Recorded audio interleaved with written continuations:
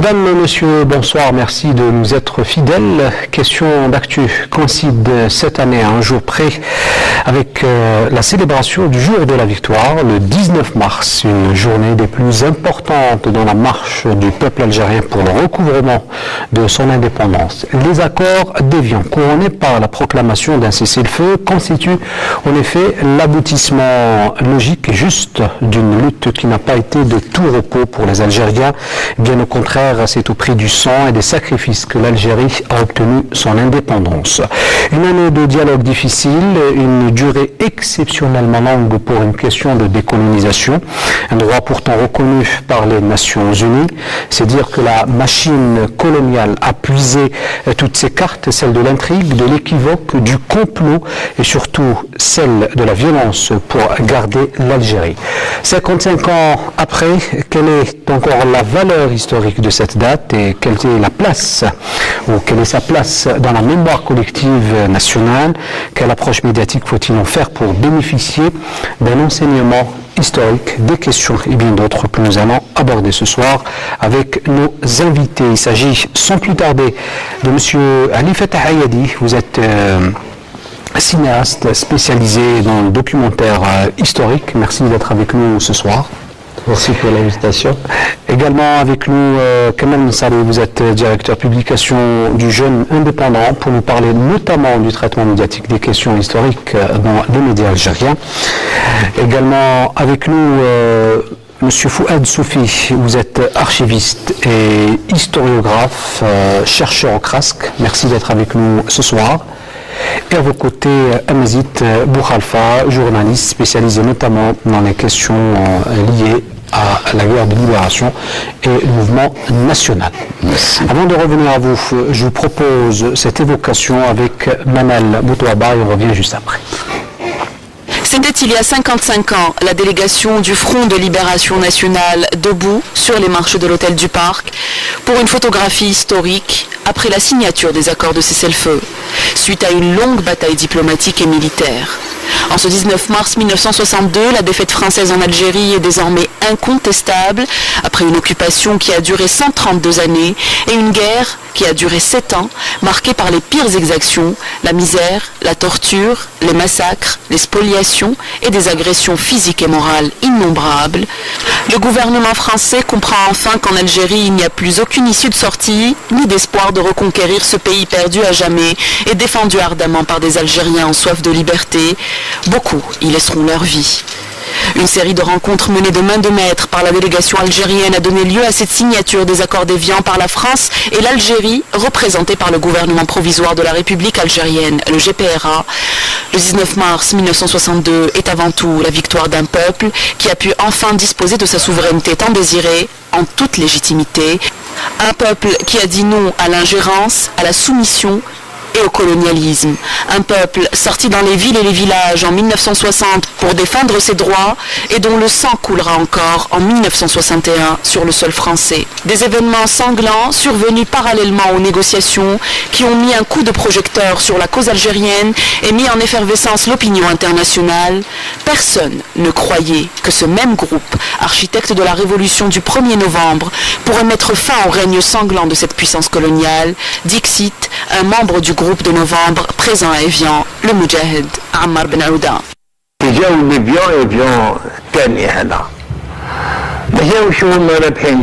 ils sont venus à la table des négociations à Évian, ils étaient venus en perdant. La révolution leur avait fait perdre beaucoup de leurs militaires. Nous en avons tué beaucoup. Ils en ont tué également énormément du côté algérien. Mais la plus grande défaite de la France était que nous avions fait tomber 2 républiques et 5 gouvernements. Et les caisses de la France étaient désormais vides. La caisse de la France, c'est mort. المال تاع فرنسا فرغ. Je commence avec vous, Mazit Boukhalfa, donc 55 ans après, qu'est-ce qui reste ou que reste-t-il des accords d'Évian dans la mémoire collective nationale? Je crois que vous l'avez dit dans votre introduction, c'était l'aboutissement logique d'un des plus violents conflits du XXe siècle. Mais ce qu'on peut retenir également, ce qu'on doit retenir, c'est que, comme disait le général Giap, le colonialisme, tout comme l'impérialisme, est un mauvais élève. Parce que, au fond, ceux qui ont pris la responsabilité de déclencher la guerre contre le peuple algérien, parce qu'ils n'ont pas écouté le peuple algérien, il a fallu que le fusil de chasse pose le problème sur la table. Il a fallu utiliser ce fusil de chasse. Pourtant, la proclamation du 1er novembre proposait une porte de sortie tout à fait honorable. C'est-à-dire aller vers la proclamation du 1er novembre n'est pas une déclaration de guerre, il n'y a pas le mot guerre dedans. Il posait le problème de la colonisation de l'Algérie et de sa décolonisation. La France, qui venait de négocier à Genève après la défaite, la débâcle de Dien Bien Phu, aurait dû comprendre, normalement, on s'attend à ce elle aurait dû comprendre qu'il est inutile d'aller, qu'on ne peut pas aller à contresens de l'histoire. Seulement, ils se sont entêtés. Mais face à cet entêtement, il y avait un entêtement et un engagement encore beaucoup plus important de ce peuple, de ceux qui ont dirigé cette immense épopée, et puis qui se sont dit, il faut aller vers l'inévitable, et ils ont été vers l'inévitable, à l'assaut du ciel, et puis ils ont imposé à la 4e puissance mondiale, aidés de l'OTAN, ils lui ont imposé de s'asseoir à la table de négociation qu'ils ont refusé, une table qu'ils ont évitée pendant 132 ans. Alors, pour comprendre justement un événement historique, M. Soufi, il faut d'abord le placer dans son contexte. Nous sommes en 1962, la France coloniale est à sa tête Charles de Gaulle a puisé toutes ses cartes militaires avec le plan Charles, social avec le plan de Constantine, politique avec la fameuse troisième force, sans parler des complots. Et puis là, on est devant une situation inextricable que seule l'indépendance de l'Algérie peut se poser comme solution. Ça a été effectivement la seule solution, de toutes les façons. Mais il a fallu passer par plusieurs étapes. Et il ne faut pas oublier qu'Évian est arrivé après plusieurs types de négociations. Secrètes d'abord, officielles et au grand jour, quoique grande protection à cause de l'OAS. Et il ne faut pas oublier que les négociations, les contacts, plus que des négociations, ont commencé en 1956. Ça a commencé en 1956, un petit peu avant l'arrivée de Guy Mollet au pouvoir, puis ça va... Le contact ne va pas être rompu, mais il va y avoir comme une sorte de fausse naïveté de la part de Guy Mollet. C'est-à-dire qu'il va mettre en branle, non pas l'État, le gouvernement qu'il dirige et l'État qu'il représente, mais son parti. Le parti de la SFIO, pour contacter effectivement des gens, que ce soit au Caire. Il va envoyer son représentant, un de ses conseillers, Joseph Begara au Caire, qui va contacter Khidr, lequel va informer Ben Bella et entre autres Ben Bella. Mais les contacts vont continuer, mais il n'y a pas de proposition concrète. Il n'y a pas de proposition concrète. Et lorsqu'on arrête les 4 et 5, lorsqu'il y a eu le raisonnement de l'avion, on se dit la guerre est terminée, ça y est, on a gagné. Faux calcul, la guerre continue et reprend de plus belle. Et ça va reprendre avec l'avènement de De Gaulle. Avec l'avènement de De Gaulle, mais je dirais même plus, et c'est ça qui rend l'histoire extraordinaire, avec le GPRA. C'est-à-dire que cette idée de créer un gouvernement provisoire, qui elle aussi était relativement ancienne, c'est pas, on ne se réveille pas avec une idée comme ça dans la tête.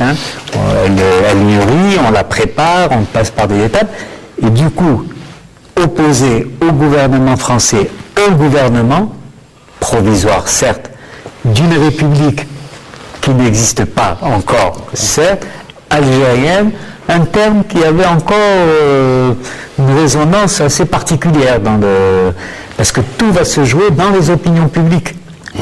Dans les nous sommes en 1958, les personnes qui vont intervenir ont changé. Ils ont changé. Hein, et ça va, du coup, De Gaulle va jouer sur tous les plans, ils vont jouer de tous les instruments de musique français, je vous ai compris, vive l'Algérie française, mais en réalité il avait des idées derrière la tête, mais il faut lui reconnaître qu'il avait une idée, c'est protéger les intérêts de la France en Algérie. Et cette idée, il ne va pas la lâcher jusqu'au 1er juillet 1962. Alors, Kamel Messabi, contrairement à ce que l'on peut penser, l'arrivée du général de Gaulle au pouvoir en 1958 a radicalisé la guerre d'Algérie. Il l'a radicalisé, mais je vais commencer par là où monsieur a terminé.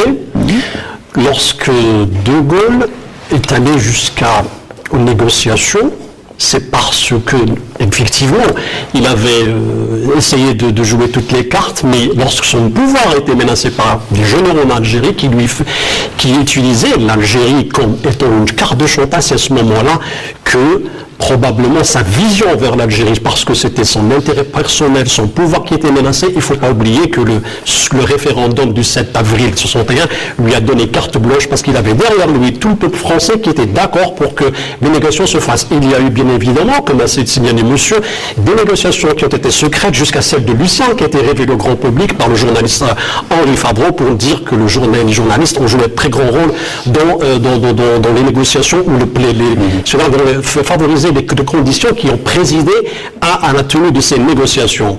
Effectivement, le plan de Constantine, la paix des braves, et toute une série de discours dans lesquels il était réticent. Il a voulu un petit peu ménager le chou et la chèvre en faisant tout d'abord attention à ces généraux dans les plus ultras et les plus durs qui voulaient rester, tenir l'Algérie jusqu'au putsch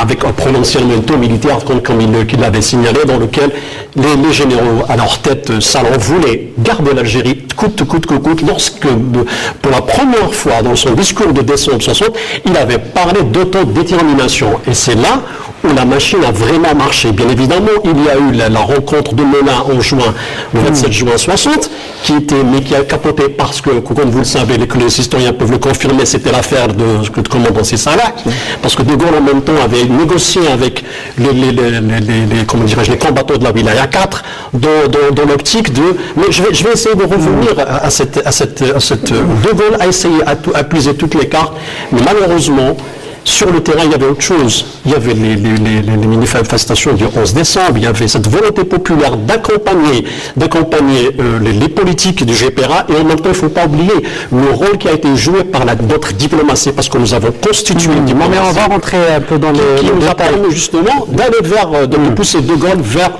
la carte de négociation. Commençons d'abord par Ali Fethi Hayadi, la paix des braves.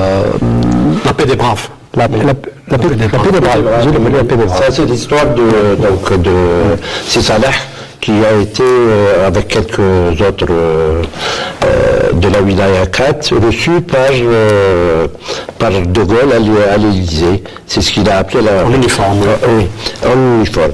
Mais je voudrais juste revenir très rapidement sur pour citer pour les débuts des négociations, des pourparlers secrets.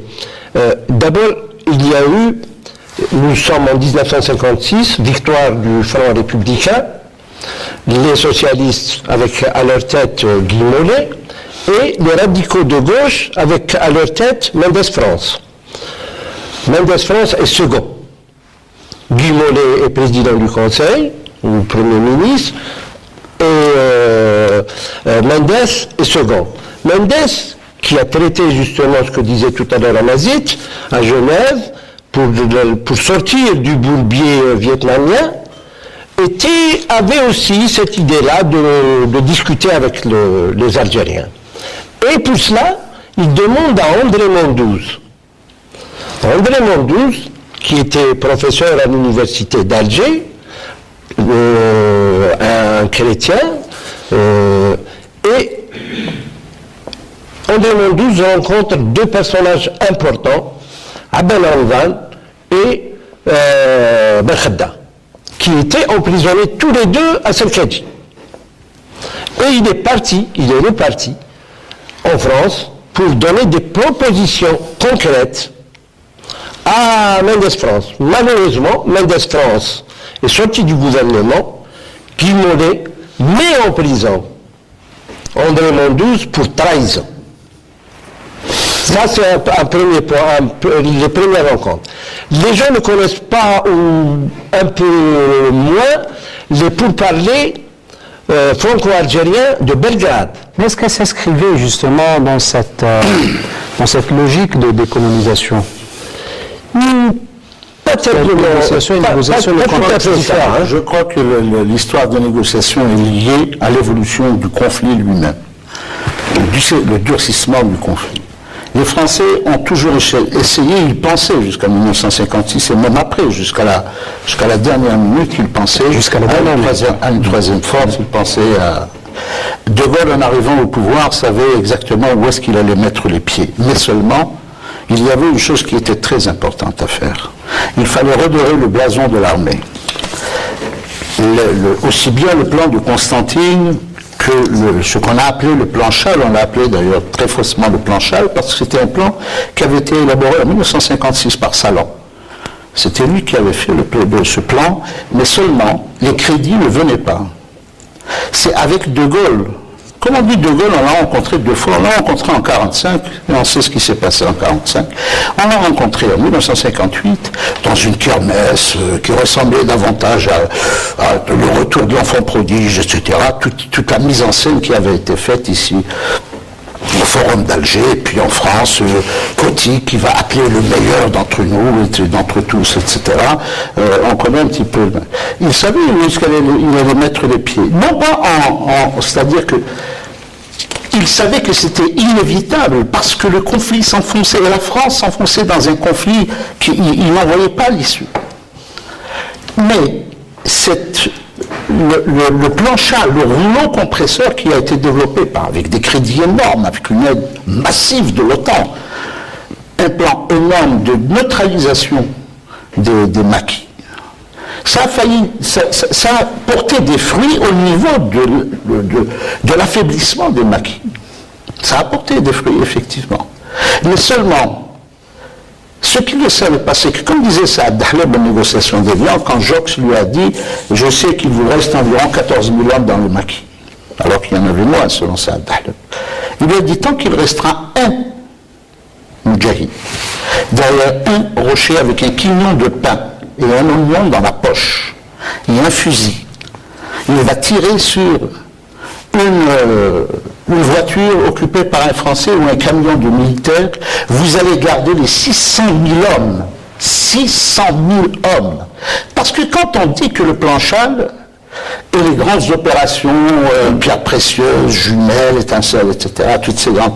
Quand on dit que la France a gagné militairement, quand une armée gagne une guerre, elle rentre dans les casernes. Mais comment cette armée a-t-elle gagné une guerre et il reste encore 600 000, c'est-à-dire un soldat pour 2 pieds noirs ici, sans compter que les pieds noirs étaient armés, etc. On ne le compte pas. On le verra par la voie de l'OS. Donc, il n'y avait pas d'autre issue que la négociation. Mais il pensait en 1959, en septembre 1959, quand il a fait son discours où il proposait l'autodétermination. Il était sûr que les Algériens, et d'ailleurs ce sont les Français eux-mêmes, les négociateurs à Évian qui le disent, De Gaulle se trompait, il ne connaissait pas la réalité algérienne. Il pensait que les Algériens allaient courir, se mettre à genoux et accepter tout ce qu'il allait... L'idée d'une Algérie algérienne. Exactement. C'était pas du tout le cas. Puisque, comme nous le verrons, les négociations seront âpres, difficiles, pied à pied. Alors, avant le 24 juin 1960 mais là, on préfère revenir un peu sur l'affaire Si Saleh. M. Soufi, certains y voient que c'est une tentative de la part de Charles de Gaulle pour torpiller le GPRS. Ça n'a pas marché, comme l'atteste à demi-mot peut-être Constantin Ménic dans son ouvrage. Oui, ça peut être ça. Ça peut être ça. De toute façon, même si c'est ça, c'est de bonne guerre. Diviser l'adversaire, c'est le b.a.-ba de celui qui se bat contre quelqu'un. Il essaie de l'affaiblir d'une manière ou d'une autre. Et de toutes les façons, ça a été une impasse, ça n'a pas marché. Et donc ça peut pas. C'est pas ça qui va conduire. Mais est-ce que ça n'a pas renforcé le GPA? ça ne l'a pas affaibli en tous les cas. Au contraire, ça oui, ça l'a rendu plus visible. Sauf que jusqu'au 1er juillet 62, De Gaulle n'a jamais négocié avec le GPRA. Il disait le FLN. Il disait le FLN.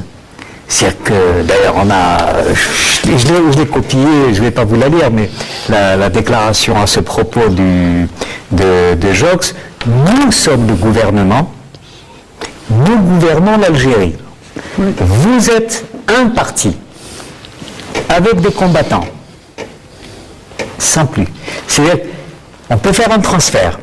Demain, ils vont discuter avec le FLNC, ils ne vont pas discuter avec un gouvernement provisoire de la République corse.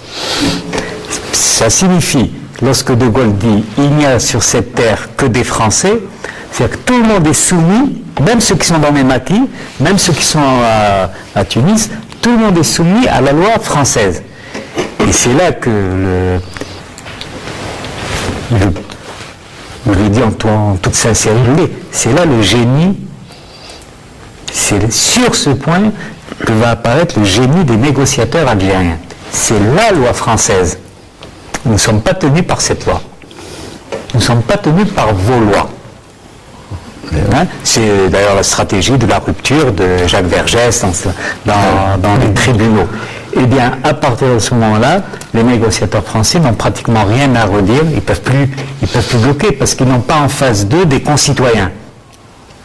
Ils n'ont pas en face d'eux des concitoyens, ils ont en face d'eux des personnes qui ont décidé de n'en plus en mettre. Aussi, pour l'affaire Zaman, Salah, elle a démontré une chose, que le FLN, pour une fois, ne fait plus confiance à la France s'agissant des négociations.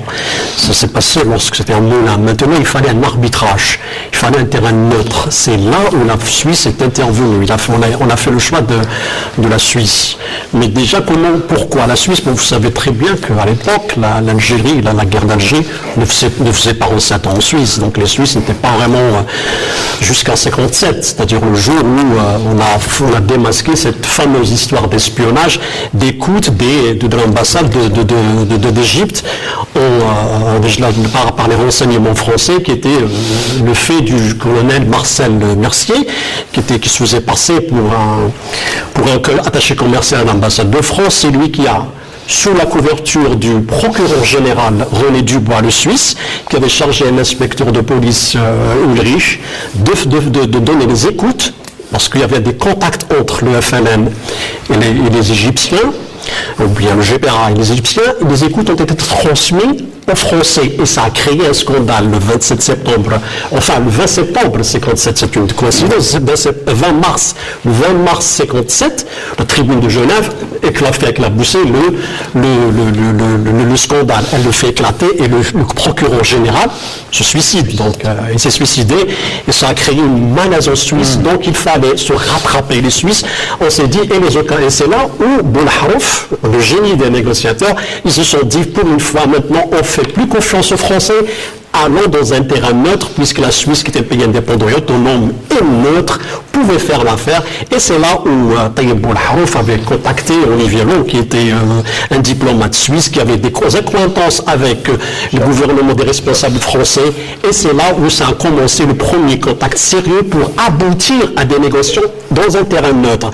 Il fallait tout d'abord... Là, c'est en France. Oui, mais se trouve en France. Oui, mais c'est là, mais c'est les Suisses qui avaient pris en charge, servait d'intermédiaire. Mais ça va se passer si tu permets. Il faut dire aussi que après l'interview de Favreau, l'interview dans la Gazette de Lausanne, faite à Farhat Abbas, Favreau devient en quelque sorte le porte-parole du GPRA et du FLN.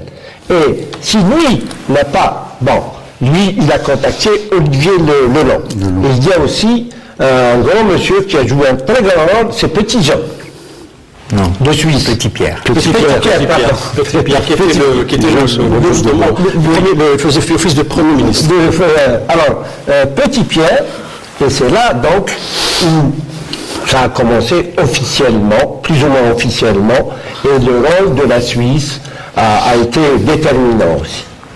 dans ces pourparlers. Alors, dans le cheminement de notre débat, histoire de démontrer que l'aboutissement des négociations d'Évian ont été tellement difficiles, ils sont passés par plusieurs étapes. Alors, 24 juin 1960, premier échec.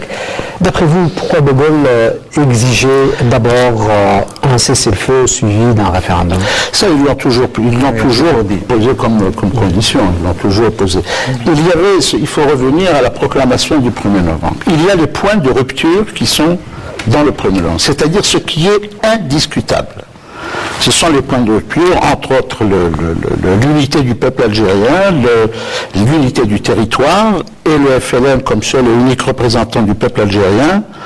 Et le quatrième point de rupture, je ne m'en rappelle pas. C'est-à-dire que tout le reste, pour eux, était oui, c'est-à-dire l'unité du territoire, l'intégrité du territoire.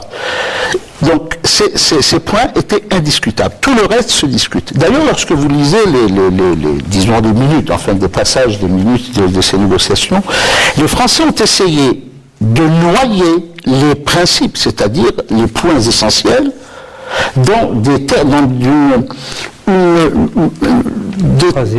phraséologie juridique, etc., et de points techniques, des problèmes techniques, etc. Et à chaque fois, les négociateurs algériens ont été jusqu'au bout de leur logique, en disant ça c'est technique, nous allons en parler après. Ça, c'est un aspect technique. Ne nous emmenez pas. On va parler de l'essentiel d'abord. Que ce soit au niveau de la langue, que ce soit au niveau de l'enseignement, que ce soit au niveau de la nationalité, du sort de ce qu'ils appelaient les minorités, etc. Tout cela a été négocié point par point. Et ce que disait, comment il s'appelle, Dahlem, à un moment, il s'accrochait avec Jox. Jox lui dit, moi j'ai été négociateur à la Société des Nations, et Dahlem lui a répondu très sèchement et très simplement, tout ce que je ne comprends pas n'est pas français. Quand je ne comprends pas quelque chose, ce n'est pas du français pour moi. C'est-à-dire parce qu'ils ont essayé de les noyer dans et ça a toujours été. Et à Melun, ce qui s'est passé à Melun, c'était un ballon test. C'était pour voir, ils les ont enfermés dans une sous-préfecture. En fait, si on revient à Melun, qu'est-ce qu'il y a à Melun, ça ce n'est que la conséquence d'un autre événement, si j'ose dire un sous-événement. De Gaulle avait lancé ça. S'ils veulent discuter, eh bien on discute, je suis prêt. Mais il pensait à tout, sauf à ce que Farhat Abbas dit, ben oui, on va discuter. Ouais. Du coup, il a fallu tout préparer. D'ailleurs, Constantin Mennik le raconte. Dans le discours de Biskra, c'était le discours de Biskra. Ouais. Non, il était en France. Il était en France. Et Constantin Mennik rapporte comment tout le monde est tombé des nues lorsque sur les téléscripteurs est arrivé que le GPRA accepte l'opinion, la déclaration de Farhat Abbas, on discute, mais De Gaulle, il s'occupait de tout à fait autre chose. Qui veut discuter avec moi? Mais il dit, mais voilà, le GPRA, Farhat Abbas, il était d'ailleurs, je crois, au palais, à Colombo. Non, il était à Paris. À 14 juillet, je crois. Il était à Paris, non, c'était un petit peu avant, mais effectivement à l'Arc de Triomphe. À l'Arc de Triomphe, oui. Vous avez été informé par Michel. Il a dit, bon alors, organisez ça vite. Alors ça a été vite, c'est... Pour ne pas dire ce qu'il a dit exactement. Pour ne pas dire que c'est... Non, on ne discute pas avec vous. Comment vous nous appelez à discuter, on répond favorablement et maintenant vous faites ma charia. Et c'est comme ça que Ben Yahya et Boumedjel se sont retrouvés enfermés dans une sous-préfecture pendant 4 jours, je crois. Et à discuter avec le secrétaire général des affaires algériennes et puis un vaste officier, un vague officier. Il parlait 2 langues différentes. Il parlait le français, mais comme tu viens de le dire si bien, il parlait 2 langues différentes et puis ils sont repartis. Alors, cette année-là, pour histoire de comprendre un peu cette stratégie gaulienne... On est en 1960. En 1960, c'est aussi l'année avec laquelle De Gaulle lance son idée de la 3e force, qui a échoué aussi. Il a cherché, effectivement, ils ont toujours cherché, c'est-à-dire... une table ronde pour discuter. C'était la forme de la table. Les Français proposaient une table ronde. Mais on essaie tout, c'est-à-dire on va mettre tout le monde, tout, et puis nous allons discuter des représentants à un moment, ils voulaient amener, ils ont proposé y compris des représentants, parce que il faut se souvenir que dans le discours où il propose l'autodétermination, De Gaulle dit que l'Algérie c'est une poussière d'ethnie. Il a parlé des Mozabites, des Pieds Noirs, des Kabyles, des ceci, des cela, etc. C'est-à-dire qu'il n'avait pas tenu compte des points de rupture. C'est-à-dire que pour lui, c'était donc on pouvait amener tout ce monde-là, nous allons faire une espèce de truc de grande foire, et puis nous allons discuter de cette Algérie qu'il voyait par des Algériens. Et dans Algérien, il y mettait tout ce qu'il voulait, tout ce à quoi il pensait. Et c'est ça qui a fait que la radicalisation du FLN, la radicalisation de la direction du FLN a porté ses fruits. Mais justement, notamment Kamal Messari, est-ce que cette idée de l'Algérie algérienne et la troisième force ne s'inscrit pas en porte-à-faux avec la volonté de Charles de Gaulle de vouloir négocier avec le GPRA? Comme il a dit monsieur, donc le GPRA n'existait pas dans le psyché, donc bien même dans les perspectives. Peut-être dans la stratégie de Gaulle, il existait. Hein. Mais sur le terrain, c'est-à-dire que De Gaulle a dû faire face à des vérités qui menaçaient son propre pouvoir. Il faudrait se rappeler la position radicale des généraux. Il avait limogé Saron, mais toujours est-il que au sein de l'armée, il y avait toujours ces ultras. Je parle de l'armée quand on parle d'Algérie. Il ne faut pas oublier qu'il faut remettre l'armée en Algérie. Dans le contexte de l'époque, c'était l'Algérie. Donc, ceux qui étaient favorables à une présence indéfinie de la France, la question d'indépendance était hors de question. Il ne fallait pas lâcher l'Algérie, quel que soit le prix. C'est pour ça que nous avons eu cette organisation féroce qui s'appelle l'OAS, créée justement dans le Satur, était 80% faite de civils et le 20% autres étaient des militaires. Mais ce qu'il fallait retenir, à l'époque, il y avait une succession d'événements aussi qui ont venu se greffer et qui ont donné du poids à la revendication algérienne. Rappelons-nous les manifestations du 11 décembre 60, suivies plus tard avec le 17 octobre 61 en France, et une succession d'événements. Je pense que ça procède de l'accélération. Après la proposition du référendum. C'est-à-dire que les généraux, et je suis d'accord avec toi quand tu dis, les généraux effectivement sont devenus, c'est devenu l'armée napoléonienne, l'armée républicaine, l'armée issue de la révolution de 1789, cette armée qui a conquis l'Europe, cette armée est devenue putschiste, mais c'est après, parce que l'armée croyait que la victoire militaire allait régler le problème. Or, pour De Gaulle, il fallait se débarrasser de cela.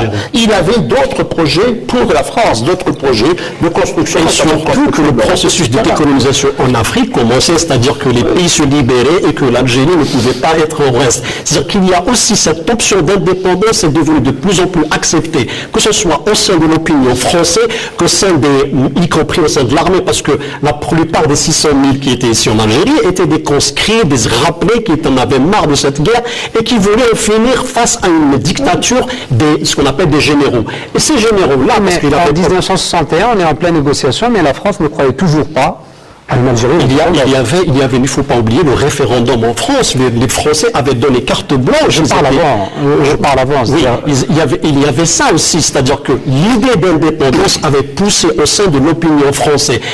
Parce que De Gaulle, le problème de Gaulle était de se débarrasser de ceux qui pouvaient gêner son pouvoir, qui pouvaient lui utiliser l'Algérie comme carte pour lui faire pression. Il fallait amputer cette partie-là qui menaçait son pouvoir. C'est pour ça qu'à un moment donné, après l'échec de l'affaire de Melun, après l'éclatement de l'affaire de Lucien, devenu public, il fallait vraiment se mettre d'accord et arriver à une table de négociation. C'est vrai qu'au départ, il fallait trouver des acteurs qui pouvaient remplacer le GPRA, mais en fin de compte, c'est que De Gaulle, ou bien l'Élysée, était obligé d'aller vers des négociations en tête-à-tête direct, reconnues et sous couvert international. Il faut dire aussi, que la pugnacité des négociateurs algériens quelles que soient les propositions qu'avait faites De Gaulle, et notamment le point fort à un certain moment des négociations, le Sahara. Le point Sahara était beaucoup plus important chez De Gaulle que les pieds noirs.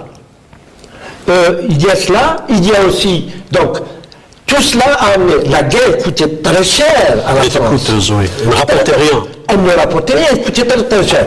Mais il ne faut pas oublier, il faut le dire et le répéter, De Gaulle, en mettant, c'est-à-dire en voulant vaincre l'AMN, en mettant tout le plan Chad, etc., toutes les opérations qu'il avait faites contre les Algériens, il faut toujours se rappeler et le dire. De Gaulle n'a pas donné l'indépendance à l'Algérie. Parce que jusqu'à maintenant, aujourd'hui, on entend quelque part ces histoires-là. C'est une idée qu'on dégage aussi quand on pense que De Gaulle a voulu se débarrasser de l'Algérie qu'on vient de... Mais De Gaulle pensait à son pays. Il est arrivé lâcher l'Algérie, c'était pas possible. Jamais il ne voulait l'indépendance de l'Algérie. Jamais. On témoigne sa stratégie. Excusez-moi, complexe pour en parler aussi rapidement. Exactement. C'est très complexe. Il y a, c'est pas la personnalité de Gaulle qui est c'est le centre du central. C'est vrai, mais il peut pas être au centre de notre discussion. Pardon, je vous en prie. Allez-y, terminez. C'est-à-dire qu'il y a des conditions. Vous savez que ce n'est pas un problème, c'est-à-dire il ne faut pas avoir honte de ça. C'est le négociateur algérien a sauté sur des occasions. C'est ça l'intelligence d'un bon négociateur. Mais pourquoi ne pas dire, excusez-moi, pourquoi ne pas dire que De Gaulle a été poussé Bien sûr. C'est-à-dire que vous, en tant que négociateur, vous avez surtout, sur le plan militaire, comme l'a dit Boukhalifa, il y avait un problème, c'est-à-dire que militairement, presque les maquis étaient asséchés. Et que continuer la guerre il fallait rebondir sur le plan diplomatique. Donc on a travaillé beaucoup sur le plan diplomatique. Le groupe afro-asiatique, comme je vous ai dit au début, que Abdelkader Chamberlain plus Mohamed Yazid, ils ont fait un travail énorme. Il y avait beaucoup de pays qui nous aidaient. Et lorsque j'ai dit que le pouvoir de Gaulle était menacé, donc c'était une occasion pour les négociateurs, c'était de bonne guerre. C'est là que je suis pas d'accord. C'est là justement que ce sont des la nuance. C'est là où, non, parce qu'ils sont pas arrivés. Vous savez combien de temps il a duré? C'est jusqu'à c'est pour ça que vous nous entraînez dans une fausse discussion sur De Gaulle. Je voulais juste... Mais vous avez raison, je parle du fait de savoir prendre, de tenir compte, saisir les occasions. C'est-à-dire que le négociateur, il voit, c'est ça le terrain est tiède. Ça ne veut pas dire que l'Algérie nous a été donnée, l'indépendance nous a été donnée par De Gaulle, c'est fou. Nous avons payé 132 ans d'indépendance, de colonialisme. C'est le pire des crimes. Mais là, on comprend un peu ce que dit on se focalise uniquement sur le problème de Gaulle avec l'Algérie. C'est-à-dire qu'on est dans une phase... Qassim me dit ce qu'il a fait. Je préfère de loin et de très loin. Parce que de Gaulle, on en parlera autant qu'on voudra, mais on n'en parlera jamais autant que les Français. Ils ont des documents, ils savent de qui ils parlent, et puis ils ont raison de parler de Gaulle. Nous, ici, moi je préfère qu'on mette en valeur des hommes comme Kelbel Qassim, comme Saad Dahleb. Je préfère qu'on mette en valeur le rapport qu'avait... Vous imaginez ce que signifie.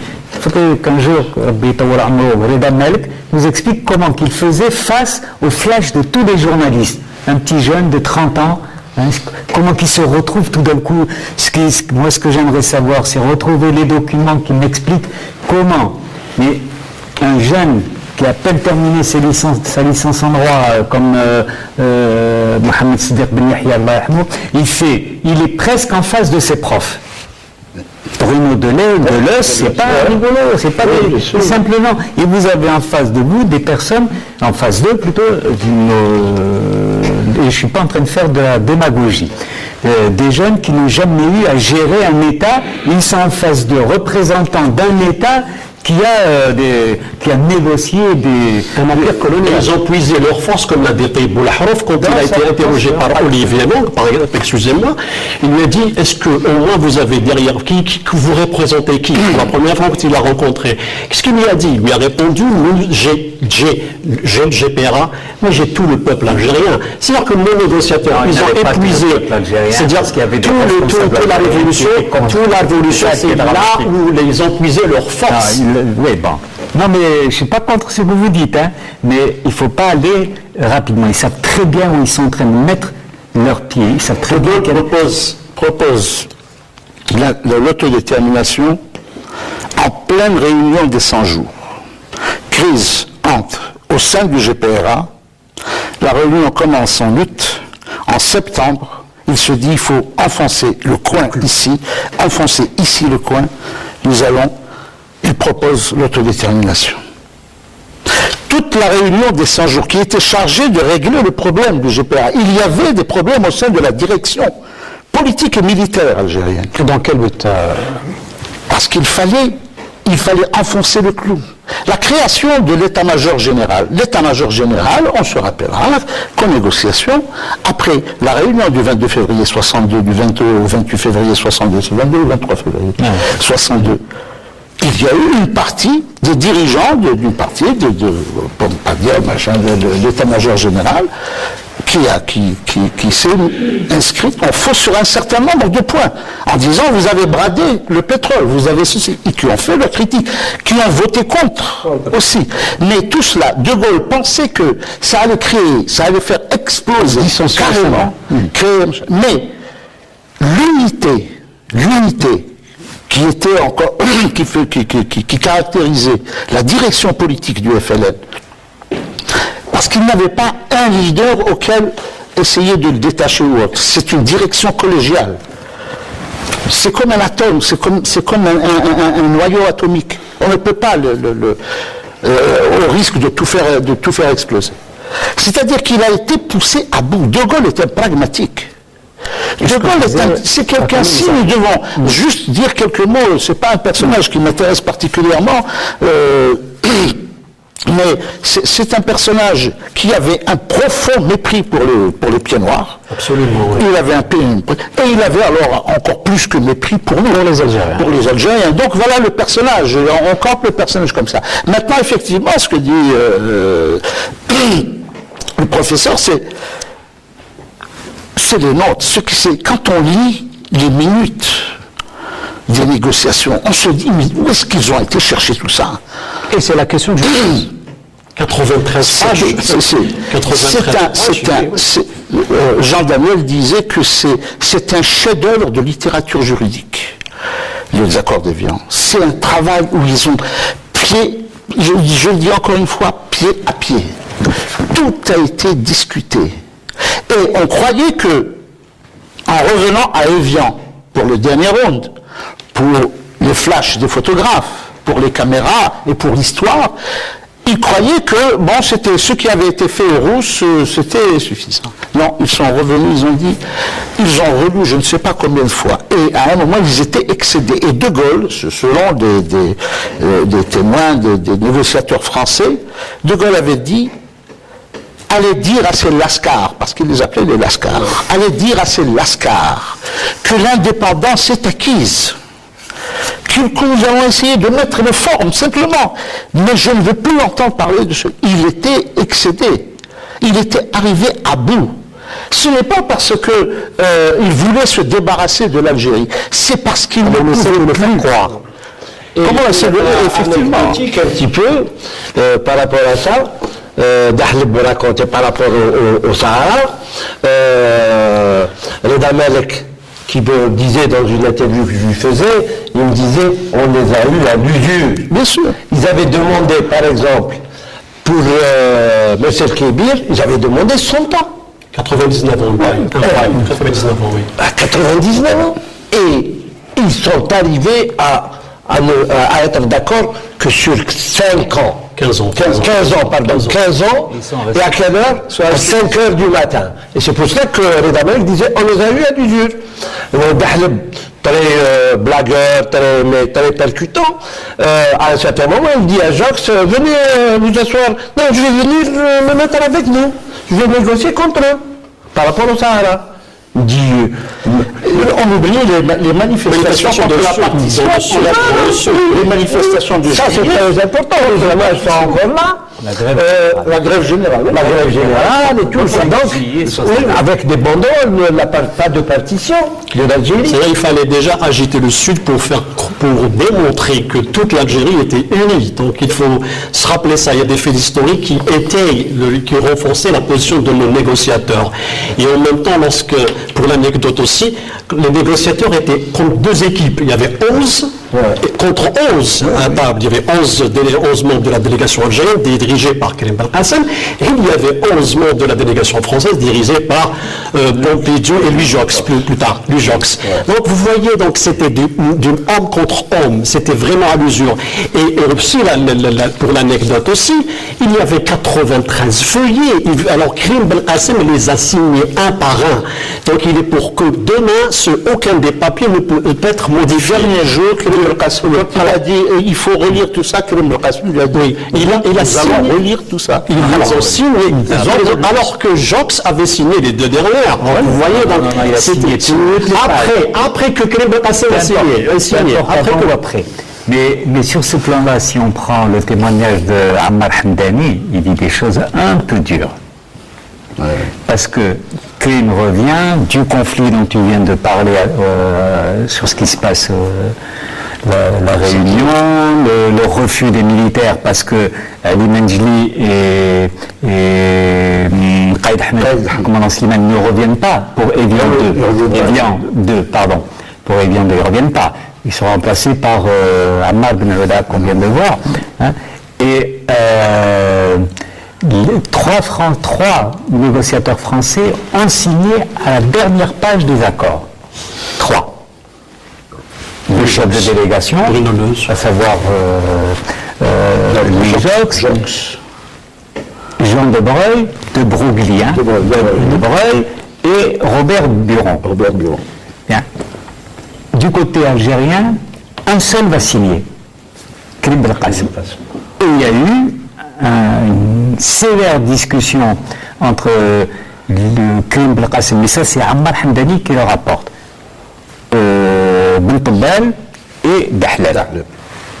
Et Karim Belkacem a demandé à Ben Toubal de signer, qui a refusé, et il a demandé également à Dahlal de signer, qui lui a dit mais non, ta signature suffit. Alors, qui est-ce qui dit ça? Est-ce Karim Belkacem? Est-ce Ammar Hamdani? J'en sais rien. Il a signé, mais il était enragé et il s'est dit vous m'avez piégé. Maintenant, en fait, pourquoi trois négociateurs français ont signé? Parce que chacun représentait une tendance de la politique française. De Breuil est là pour la partie, un des partis qui soutient De Gaulle, celui de Giscard d'Estaing, mais qui était contre l'indépendance de l'Algérie. Et donc il l'a. Bon, c'est vrai que c'était l'un des moins opposés. Hein. C'est vrai qu'il y a le jeu qui nous intéresse, nous, ce qui se passe chez nous, mais il y a aussi en France, ce qui se passe, c'est chez eux. Hein. Donc on ne peut pas dire qu'ils se retrouvaient tout seuls. Non, les trois ont signé parce qu'ils ont été politiquement obligés de signer. Je ne crois pas me tromper de beaucoup. Plus, il y a autre chose pour ne pas... Mais il a signé, parce que quand on signe, quand il y a deux partis, les feuillets sont signés tous. Karim Belkacem a commencé au premier, après il a été suivi par... Louis Jox doit signer aussi. Il doit signer, oui. Après Karim Belkacem. Il y a autre chose. Le 19 mars signifiait quoi? Signifiait le cessez-le-feu. C'était à partir du signé le 18, le 19 à midi, c'était le cessez-le-feu. Mais pour les Français peut-être, mais les Algériens, ça n'a pas été vraiment un cessez-le-feu. Avant d'arriver au cessez-le-feu, il y a cette question du Sahara qui a tout débloqué. Certains, ils voyaient une volonté de Gaulle de séparer l'Algérie en deux. Encore une fois, je vais être agaçant. Non, ce qui est intéressant, c'est les positions de la délégation. Unité nationale, Il y a Inspiré de la plateforme de la Soumam aussi. J'arrive. De unité nationale. Il n'y a qu'un seul peuple. Il n'y a qu'un seul peuple. Mais quand on dit unité nationale, ça ne veut pas dire que les Européens sont exclus. Il y a un seul peuple. Il ne peut pas y avoir à l'intérieur de l'Algérie deux peuples. Un qui a des avantages et puis l'autre c'est le droit commun. Le droit commun étant les Algériens, et les Européens auraient eu un statut particulier. On va vous donner un statut particulier. Vous allez avoir la double nationalité et puis vous aurez à choisir. De 3 ans. Voilà, au bout de 3 ans, vous aurez à choisir, mais il n'est pas question que vous ayez un statut particulier, des représentants particuliers, on va négocier ça. Ensuite, c'est l'unité territoriale. Et il y a un très beau débat que j'ai découvert il n'y a pas longtemps d'ailleurs. Chacun y va de son histoire de l'Algérie. Et Louis Jox et Robert Buron et Bernard Tricot, chacun se met à écrire l'histoire de l'Algérie qui s'arrête au limès romain. Et puis là-bas aussi, de toutes les façons, vous n'avez jamais eu de rapport avec eux, c'est pas le même peuple, c'est pas le... Donc Dahleb surtout, les crimes également, ils ont essayé de dire non, c'est ça les frontières et on n'en démord pas. Voilà la réponse, on n'en démord pas. On n'en démord pas. On va changer, on n'en démord pas. C'est ça l'Algérie. Et c'est là que De Gaulle répond, donnez-la. Et c'est peut-être que là que ça a amené cette idée que De Gaulle a donné un réponse. Non, je crois pas. Saad Dahleb avait répondu, il a dit si j'ai bien compris. Moi qui suis du Sud, je vais partir indépendant et eux. Et ce à quoi m'a dit, bon, on peut accepter, on continue la guerre pour le Sud, on va continuer la guerre. Il faudrait peut-être aussi rappeler, on a parlé de la délégation, c'est-à-dire les 11 qui étaient en face des Français. Il faudrait rappeler aussi l'excellent travail de ceux qui étaient derrière aussi, comme Israël Moustapha, comme tous ces gens-là qui étaient aussi derrière la délégation algérienne et qui ont fait un travail extraordinaire, notamment aussi l'aide aussi, il faut le rappeler, l'aide d'Enrico Mattei par rapport au pétrole, qui a donné ses techniciens, etc., à la délégation algérienne qui a mis à la disposition des Algériens pour mieux discuter par rapport au pétrole. Parce que Louis Jox, le coq français, etc., jamais le Sahara ne sera algérien, c'est-à-dire c'est la France, le Sahara c'est aussi la France. On rappelle aussi certains témoignages des anciens officiers du MALD concernant le rôle qu'aurait joué Salah Bouakour dans la question du Sahara. C'est-à-dire que ils ont mis tout ce qu'ils ont. C'est-à-dire que c'était un point qui était indiscutable. L'unité territoriale, l'intégrité du territoire, c'était indiscutable. C'est un des points dans la proclamation du 1er novembre, et ça, ils étaient partis avec ça. On discute tout sauf ces points-là. En ce qui concerne un des points qui a été soulevé, et qui a failli tout faire achoper, c'était la notion de propriété. C'est-à-dire que dans les déclarations de la délégation algérienne, c'est-à-dire revenir sur les biens et la façon avec laquelle ils ont été acquis.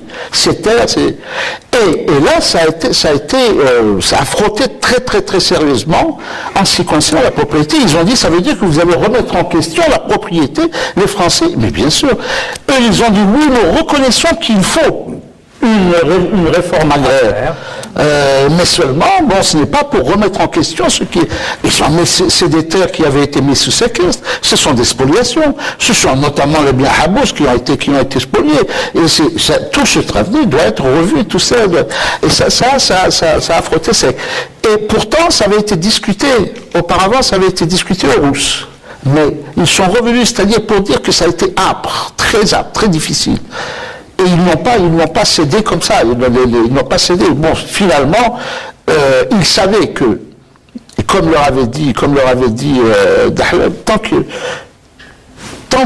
y aura encore un Moudjahid derrière la colline, ils sont obligés de garder des 600 000 soldats. Et ça coûtait près de 2 milliards, je crois, 2 milliards par jour, ou 1 milliard par jour de francs à l'époque. C'était énorme pour ils étaient 8, ils n'étaient pas 11. Ils étaient 8. À Evian 2. À la fin, les signataires. Il faut revoir les c'était 11. On peut les citer par le Je les ai là, je les ai ramenés. Je sais même pas pourquoi je les ai ramenés. Je les ai ramenés parce qu'en fait, si, j'ai la liste, c'est parce que les 8 qui ont fait Evian 1 ne sont pas les 8 qui ont fait. Il y a eu 4, il y a eu des changements. Tu m'as rappelé quand tu as parlé de Srer. Parce qu'il est de l'état-major général, même je lui s'est retiré. Il s'est retiré. Ensuite, lui, d'ailleurs, l'état-major général, s'est retiré. s'est retiré parce qu'il était de l'état-major général. Donc, à la réunion du 22 février, il avait rejoint le point de vue de... Pour des raisons que j'ignore, tu vas peut-être nous le dire, Boula Harouf n'était pas à Evian 2, alors qu'il est à l'origine, il a joué un rôle extraordinaire. C'est lui le précurseur. Comme vous l'avez très bien décrit tout à l'heure, mais il ne se retrouve plus à... Son nom n'apparaît plus et apparaissent alors... Et Boumendjel, son rôle aussi a été effacé par la suite. Très bien. Alors, il ne reste pas beaucoup de temps. Conclusion.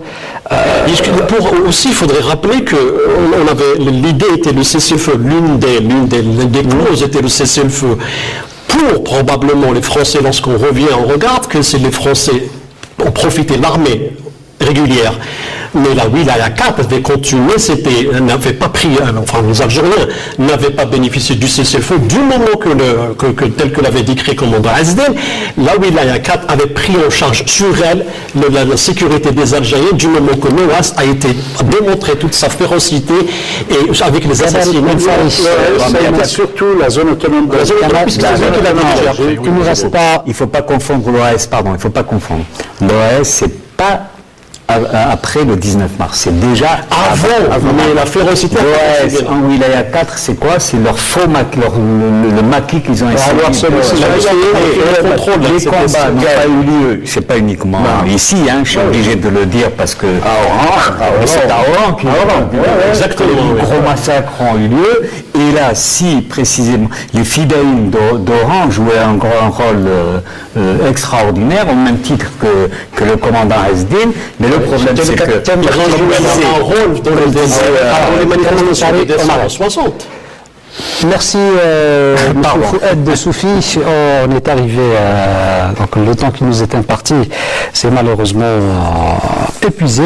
Donc, Fouad Soufi, archiviste, historiographe, chercheur au CASC, merci pour tous ces éclaircissements ou ces éclairages. Merci à vous également, Amazit Boukhalfa, journaliste. Merci à vous également, Ali Fatah Ayadi, cinéaste spécialisé dans le documentaire historique. Je rappelle, auteur d'un documentaire traitant justement des négociations algéro-françaises, alors de Rome à Evian, où vous commencez votre travail à partir de l'année 1956. Et merci à vous également, Kemal Mensari, vous êtes directeur publication du Jeune Indépendant. Madame, Monsieur, merci de nous avoir suivis. En espérant vous retrouver la semaine prochaine pour un nouveau débat de questions d'actu. Je vous dis au revoir et bonsoir.